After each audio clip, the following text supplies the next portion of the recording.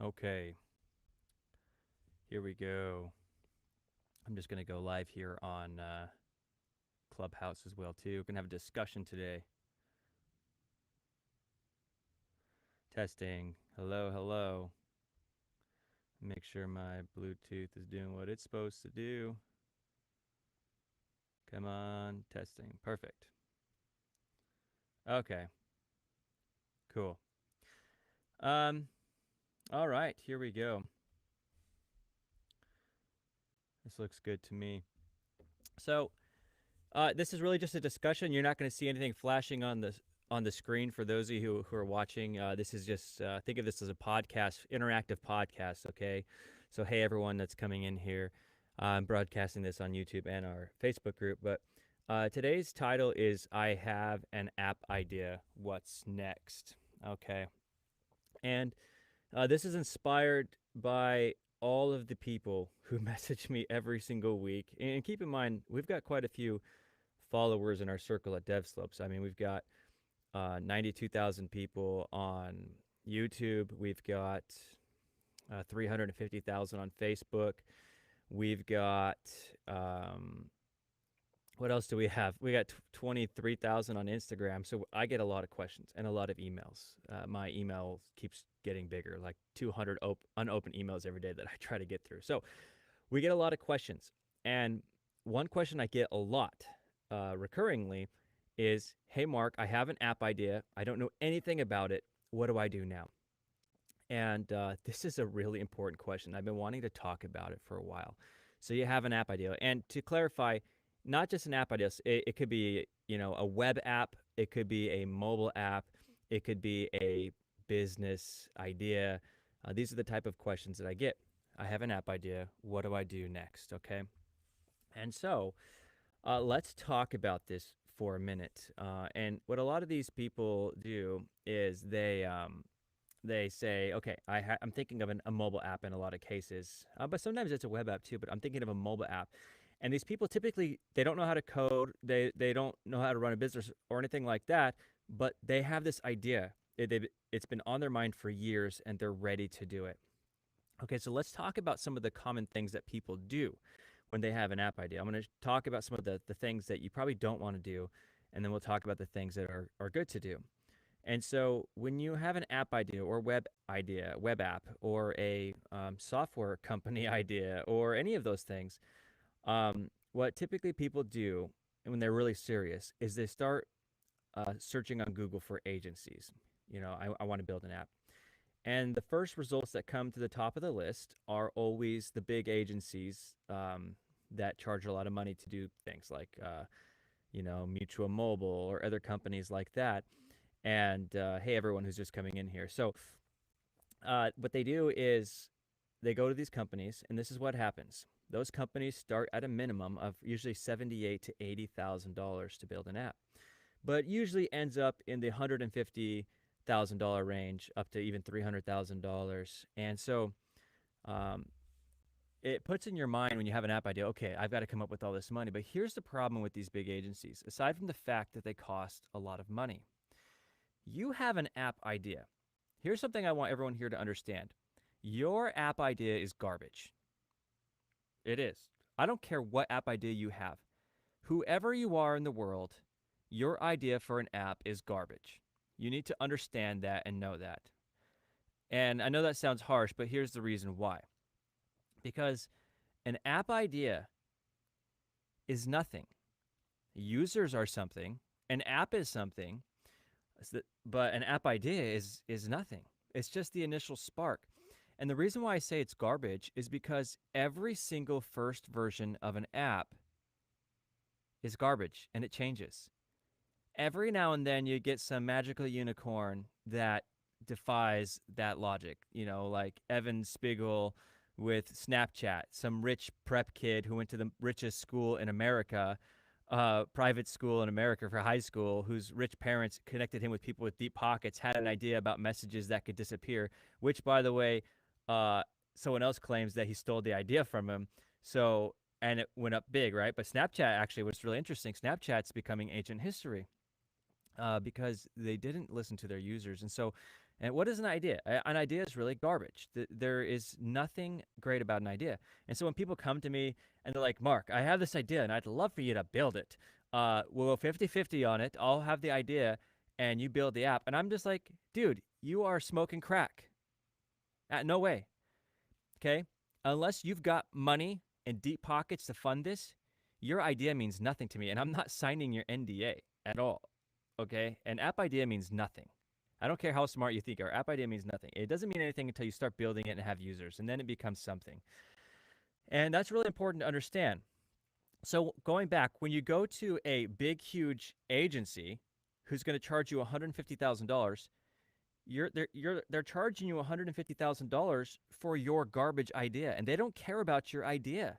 They don't. They care about their money. Yeah, they'll say they'll make it a good experience. They'll work with you hand in hand, but they won't. And there's budgets, and they have to scope out the entire project. And that is not the way to do it. That is, apps do not, no one's ever had success that way that I know of, okay?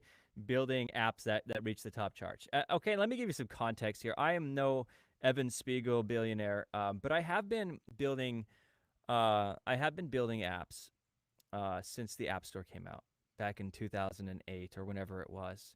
I've built over 45 mobile apps and done a lot of crappy things and done some really good things. I've worked on apps that had a few million users. I've worked on apps that had way less users but generated way more money. And I've had a lot of failures in between. And I've just learned a lot of things about what an app is. And so the worst thing to do is go hire an agency because your app is garbage. Your app idea is garbage. It's not good. It's not a real thing until it's actually proven and working. And that's also for those of you who are app developers. Don't ever go build somebody's app idea and split it as 50-50 as a company. An idea is nothing at all. If your business partner, all they have is an idea, they're worth mud. Okay, they're worth nothing. If they're gonna throw down money, they're worth something. If they're gonna code it themselves, they're worth something. If they have some unique thing like where they've already got 10 100 people to buy this and you've already got $50,000 in revenue before the app comes out, that's something. An idea is nothing. Don't waste your time. You're way more valuable than that as a developer. Okay, so option number one is going to a big, huge company. A big, huge company, and they'll charge you $150,000 to $300,000. And that's actually the first option that most people go for, because when you search Google, that's the first thing that you find. Someone's asking, what do you think makes an app go mainstream? That's a really good question. I am going to talk about that. So absolutely, I'm going to talk about that. So that's option one. Option two, this is the next thing people do. They say, this is usually for people who are more on a budget, but basically like, okay, that's a little expensive. I'm going to go hire a developer on Upwork. And so what they do is they go to upwork.com and they'll start looking for developers. Maybe they'll start them, and maybe they have $10,000 or $15,000, $20,000. Okay, they may have some cash, and so they'll hire somebody. And then this is what happens every single time. The person who's building the app quickly realize, or the person with the app idea quickly realizes they have no idea what they're doing. So when the developer's like, okay, well, what about this screen? What about this screen? Do we need logout? Do we need Apple sign-in? Do we need this? Do we need, European Union privacy and all these other things? This app creator is like, oh my gosh, I don't know. Well, sure. And they start making things up on the fly, and the developer's working on the fly, and all of a sudden the price keeps going more and more and more because the developer's working on an hourly basis, and the developer doesn't care. He or she is getting paid by the hour. That's their job. And so this is a really big problem. And I have seen developers spend $40,000 and just end up with junk. Hey there, everyone who's just coming in here. Hey, what's up? Jin Hyup Park from Korea. So yeah, it's a big problem when you hire a developer. So I have an app idea. And, right, the next logical thing to do is hire developers. No. So many people crash and burn. And I'm guilty of this to a degree. I had a consulting company, and, we made a few $1,000,000 building apps for people. And let me tell you what, every single one of those apps crashed and burned, because it wasn't our job to, at the time, in retrospect, I changed things, but at our time, it wasn't it wasn't our job to make their app successful. Our job was to do what they said, which is a really bad relationship. And so every single one of those apps that people paid for, they crashed and burned. $40,000 apps, $80,000 apps, they all crash and burn because they're missing some fundamental things, which I'm going to talk about. They're missing the secret to success. Okay. And someone's asking what's the future of mobile applications, and I'll talk about that in a minute as well too. What is the secret to success? So before I talked about the solution of how to get your app being successful, let's talk about what is required for an application or an idea to come to life. Okay, so when you have a an app idea, what you're really saying is, I have this idea that I think people will like. So the first thing that you want to do before anything else is you want to try and validate the idea. This may start with research. This may start with you going and looking up other similar apps. Does anything like this exist out there? Okay, is there any other types of apps or products that exist like this? And maybe they're not. And maybe there are, or maybe there's some similarities. If there's nothing at all, you have to ask yourself, why? Why is there no other apps out there like that? And there might be a reason. Maybe nobody does need the app idea, or maybe you need to rethink it. In any case, just do some research. Figure out what other people are doing. Does this even need to be built? And the next part of validation is asking yourself, can I make this useful on paper? And you're like, what do you mean, Mark? Well, these days, an app is a business. There's some apps, like if you're like, I want to build the next best digital to-do app, that maybe it really is just a digital piece of software. But think about it this way. Can I solve my customer's need on paper in real life? Is this something I could do? If I had to manually do this, would it be successful? Would people want it if I had to manually do this? Here's a perfectly good example. There was a guy who approached me when I had a consulting company to build an app. The app is out there today. It's called Jill's Office. It's actually a product in a company. But the idea was a lot of construction workers and contractors, they were out there in the field doing construction work, and they needed to do bids on projects and things like that. And they needed to be out there on an iPad doing it quickly and then sending it back to a secretary to process it and send invoices out for it. And it was a very like digital product in the sense of, let's make the lives of contractors easier. We'll run a contractor small business using digital tools. But they started off doing it by hand. Like they would go out there with the contractors and they would help them do their bids for them right there and get the information for them. Then they'd send it back and they do it all by hand. And the contractor's like, oh my gosh, this was amazing. This literally changed my business because you made my life so much easier. Now, of course, that doing it by hand is not scalable, but they proved it. They proved that it would work. Okay. And so that's the second part is validation, is you do your research as one, and two is you try and prove it out. In most cases, you can actually prove it out. You can, you could have a Facebook group. You could have something else that already exists without having to build it from scratch, where you can invite people to it and make their life easier and say, hey, is this working for me? Is this really what I want? And that's something I should have done in the beginning days of DevSlopes. DevSlopes started out as an app, interestingly enough. And if I would have actually thought about the customer's needs and journey, I would have soon learned that what my customers really wanted, they wanted the content, they wanted the education, they didn't care about bells and whistles or things like that. And I could have proved that all out through a Facebook group. I could have posted videos in a Facebook group and said, hey, is this what you want? And they'd be like, oh my gosh, this is amazing. And that could have fundamentally changed how we started out, instead of spending, $1 million on an app that nobody wanted to use. Okay. And we did do that, actually.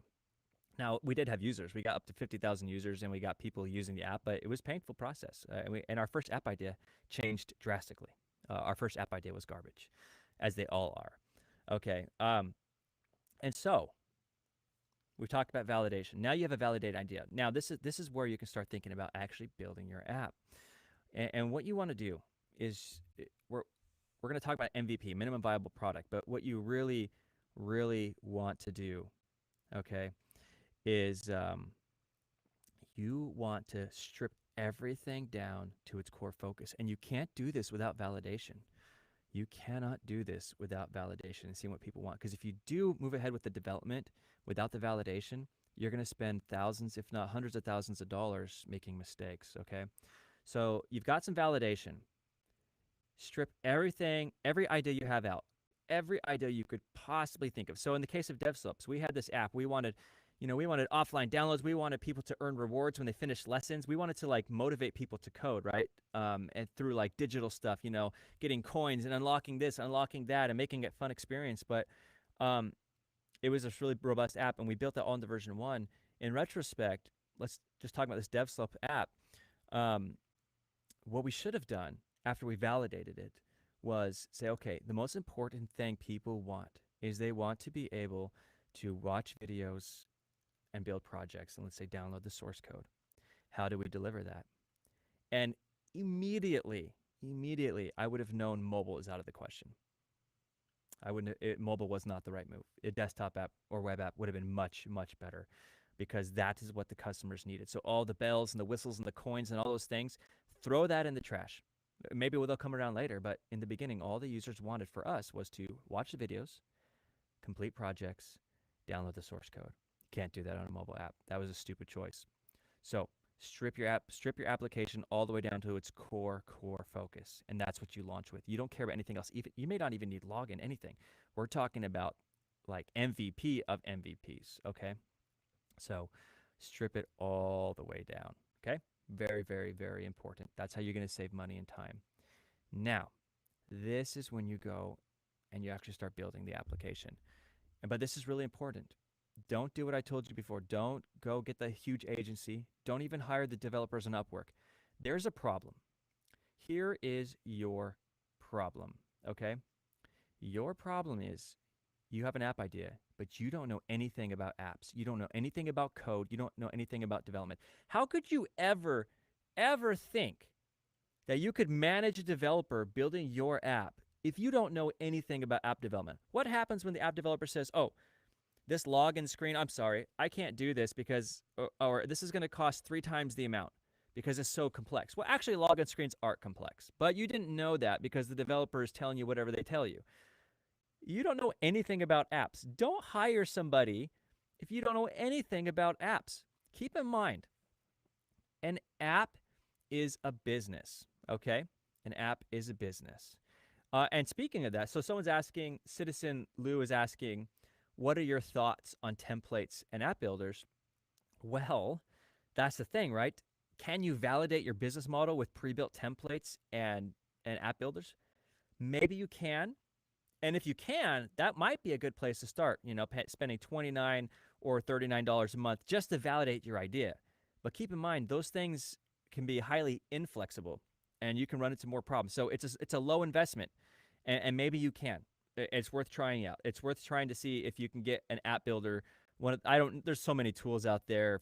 I can't even think of all the names of all the tools, but you can just type an app builder on Google and you'll find them out there. But you can't scale a business on that or grow it. It's really great for validation though, if it meets your model. If it doesn't, don't mess with it. You have to fiddle around, but it's definitely a low risk option. It's not going to be scalable though at all. But that may be a good place to start if you can find something that meets your app idea. Like for instance, for DevSlips, if we had found some app template for, let's say for an app builder template for watching videos and downloading source code and all those types of things in the beginning, maybe that would have been a good choice. We only spent a few $100s. So yeah, it might be worth considering, but it surely is not a long-term thing. And Ramsey says you can still spend a lot of time or too much on an app builder, and that is absolutely true. So going back, though, you can't hire a developer because you don't know anything about development. You're going to get walked all over, and you don't know the process. That is why it is so key for you or your co-founder to learn to code enough so you can build the stripped-down version of your app. It is so key that you do this. So incredibly important. Now, if you're a person with an app idea and you do not want to do this at all, but you have enough money to hire a co-founder to build it out for you. I said hire. I didn't say have him do it for free, him or her do it for free. I said hire. If you have enough money to hire a technical co-founder because you don't want to do it at all, that's fine. You can work hand in hand. But somebody, one of the founding partners needs to code. You don't have to be an expert. I've seen entrepreneurs with 0 skills learn to code enough. You're not getting a job. You're not doing anything crazy. You're learning to code enough to build the version of your app that you want. And guess what? When you have that vision in your mind, you will learn it so incredibly fast. So incredibly fast, okay? I would know. And by the way, for those of you who are listening, I help people do this all the time at DevSlopes Academy. Half of our students are entrepreneurs, and that's what they come into the academy for. They want the coaching so they can build their amazing app idea. And so here's the cool thing, though. When you start building it yourself, you begin to understand the process intimately. And because you're kind of new as well, you don't want to add all kinds of crazy things onto the app. You just want to focus on the smallest, tiniest thing. And that's where you start. You start learning to code and you build the app as you're going along. This could be iPhone, this could be a web. This could also be Android as well too. I said those in the wrong order, but it could be iPhone, Android, or web. Or again, it could be a series of tools. Keep in mind, when I say app, we often have these app ideas, but remember, an app is a business. If there was something I could preach and that I'd want everyone to walk away from this discussion with, is that an app is a business. Stop treating it like some piece of software that, oh, I built this thing, now how do I monetize it? No, no, no, no, no, no. That's the wrong way to do it. An app is a business. Every single time an app is a business. And usually the business model extends beyond iPhone and beyond Android. Think about this for a second. Is Netflix an app? No, actually, it's really not. Netflix is a business. It's a multi-billion-dollar streaming business that delivers high-quality content, and their iPhone app and Android app and web apps and Apple TV apps are just mediums. They're means. Is Tinder an app? Well, it is, but it's also not. Tinder is a business that brings people together. It revolutionized dating and making connections. And could it have been done on a website? Sure. It could have been done in a lot of ways. It could have been probably done with a series of tools, Facebook, things like that. Like they could have hacked together some things to test it out. Tinder has a core business model. Even though their business is only on iPhone and Android, it's a core business model, right? So is it an app? It's a lot more than an app. Is Uber an app? Well, Uber is very useful because we have the iPhone and Android apps for it. But Uber is a like a marketplace for ride sharing, and there's a lot more that goes into it. They have to open up new areas. They have to make deals with cities. Like there's a whole billion-dollar structure under the hood, and the apps are simply the tools of delivery. So your app is a business.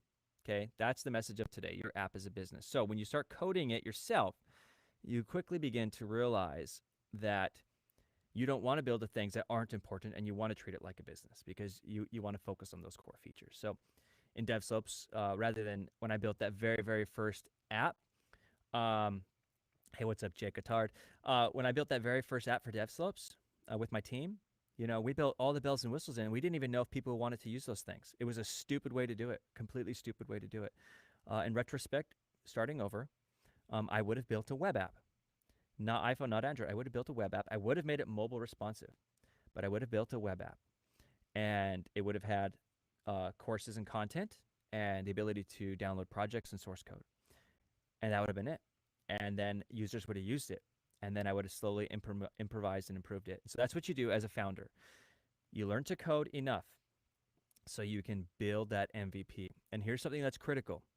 As you're going along here, you need to immediately from day one, you need to incorporate analytics. One of the best ways to do this is with Firebase. Firebase is free to start, and they have so many analytics you can put in there. But here's what you want to know. You want to know how long users are in your app for. You want to know where they're falling off. You want to know if they're actually using the features that you're putting in there. You want to know how long their session length is. You want to know all of these things because it'll tell you what the app needs. So there's an app right now that I'm familiar with. It's called Earbuds, and the CEO is a really cool guy from the NFL, and he had this app idea where you know, what if like he was watching another pro player on the football field playing. He's like, what if and listening to music. The pro football player was listening to music, and it's like, I wish I knew what he was listening to. Wouldn't it be cool if all of the fans knew what he was listening to? And that started this company, that one app idea. And so he brought in lots of money and people and time and developers, and I helped with this project. And so all of this stuff, right? Like started building this product. and they've got all these top NFL players and music artists and all kinds of people advertising the app. But you know what's crazy? Nobody's using it. They last for a session and then they leave. And they're still continuing on that path, and I don't think it's. I personally, I don't think it's the great path. But I think he'll figure it out. I think he's a real smart guy, and the whole thing's going. But you know, they're not looking at the analytics, in my opinion. And if people are dropping out of your app, what do you do? How do you fix that? How do you get people to actually stay in the app? And so what they're doing is they're building new features and more features and more features. But that's the problem, and that's what so many developers make as a huge mistake, is they think new features are going to fix the old features. No. Remember how I said strip down your app MVP to the one core feature? You do not progress and you do not build new things until you have fixed the one thing. Okay? That one thing that keeps people in your app. When you've figured out how to do that, that's when you can move forward. And so, like this app I was mentioning, they need to figure that out. They need to figure out why people aren't staying in. And I have my speculations. I think it's because nobody cares about what other people are listening to. You have your own genre of music you like to listen to, and so if I go listen to Patrick Mahomes' playlist, I don't care. I don't want to listen to rap and then a country song in between and then more rap and other stuff. Like, I have no interest in that. Even if I'm heavily following the guy, I have no interest in that. And I think that what I think they should do is move it to radio stations, and have artists, or not artists, just people like me and you create our own stations, and we can get followers and we play our own type of music, and you get a whole bunch of people who follow your type of music that you play and stuff. But in any case, they need to do some testing on those core features and fix it before they build on and do other things. Because what will happen is you'll invest, like we did at DevSlopes, invest $1 million in something that people don't want to use, and we had to pay for that. We had to pay to figure that out. So if you're new, if you have an app idea and you're brand new, what I'm telling you is you should absolutely get analytics in from day one, and you figure out that core feature. You need users in your app using the feature. You do not build new things until you have figured out that one thing. You can replace that one thing, but don't build new things until you figure that out. And this also goes for those of you who are building apps for business. We're talking about app ideas that's starting a new business, but I know a lot of entrepreneurs who already have a business, and all their users are like, oh, I want this on mobile. Can you please do this on mobile? Which is a good thing. But even then, you have to validate your app. You have to build the core feature, because maybe everyone says they want it, and then you build the thing that the people want, and then nobody uses it. That happens all the time. And it's because people don't know what they actually need. They say what they want, but they don't know what they actually need. Okay, Steve Jobs was really good at figuring this out. He would build things that were unheard of, like, for instance, the magnet charger on the Mac, which I loved, and then he died and they got rid of it. Now we're all USB-C. But he hated this thing where you would trip on your laptop cable and it would fling your laptop off the counter. He hated it. And so he invented a solution, a magnetic, he got it, I think, from a coffee machine idea, but he invented it on the computer, magnetic charger. So when you trip, your computer doesn't go flying. He did a lot of good things like that, these tiny little things that were valuable and important. And you've got to figure out what those things are, and that you do that with analytics. Who's using my app and things like that. So, okay, let's take a step back here. Let's see where we are, okay? So right now, where we are is we have talked about, don't go to an agency and spend $150K. Don't hire an app developer to build your app, because your app idea sucks, and also you have no idea what you're doing. You don't know how to manage developers and any of that stuff. So what you do is you build the app yourself.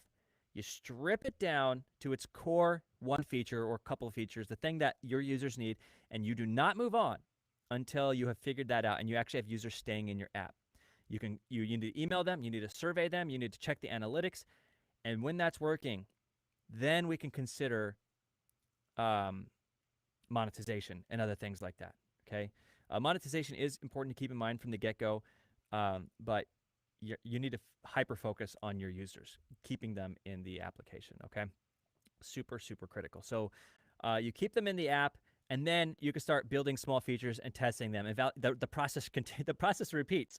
You validate first, and then you build and you test, and then you change it until it's perfect. And that is what you need to do to have a successful application. It is so critical. Someone says, Leonard says, I'm kind of stuck on the fact that is all seems kind of overwhelming. Which language is good to begin with? Which framework? Android Studio, built-in language, Kotlin, a good beginning.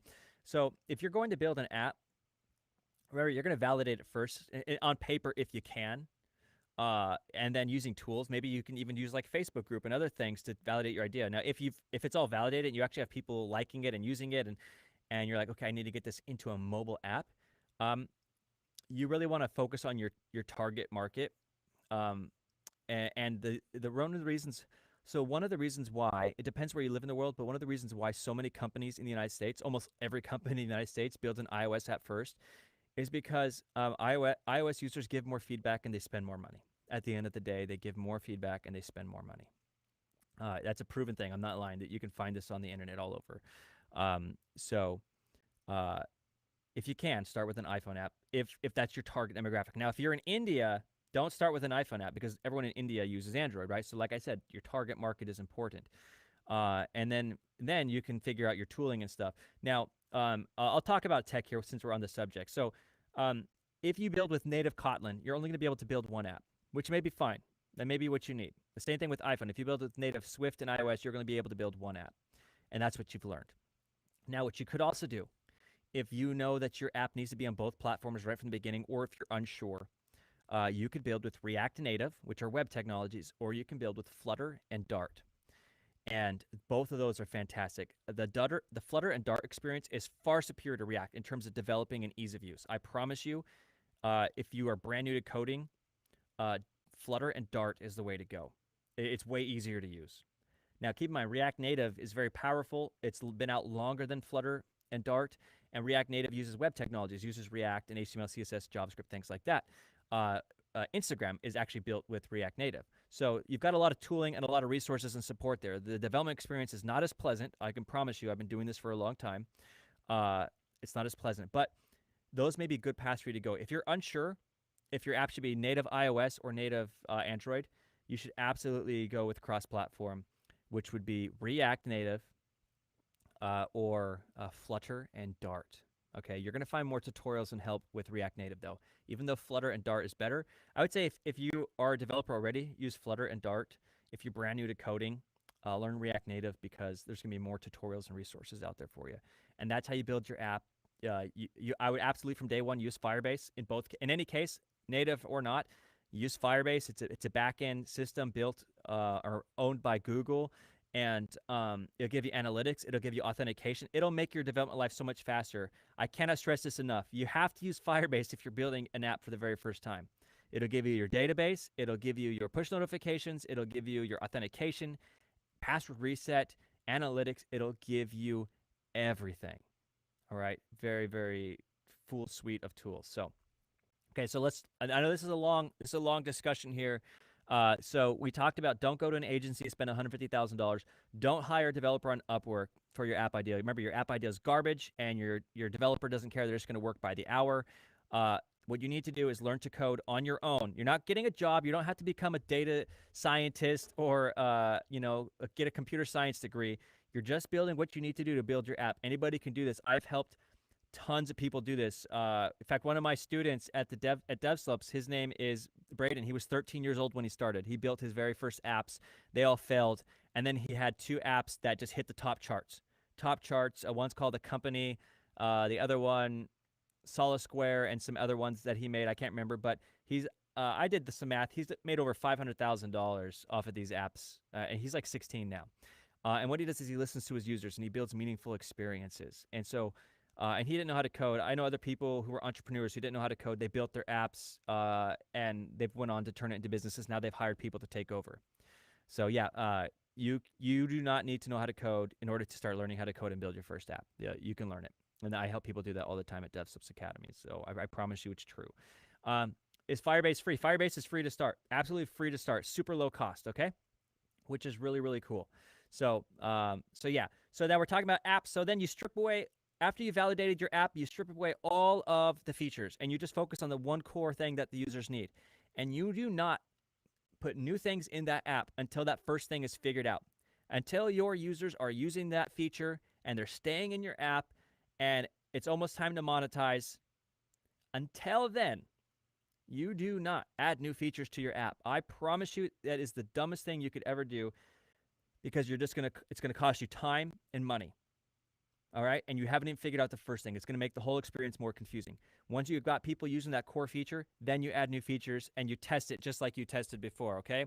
Super, super important. All right. So you've tested it and then you can move on and forward. So that's where we are now.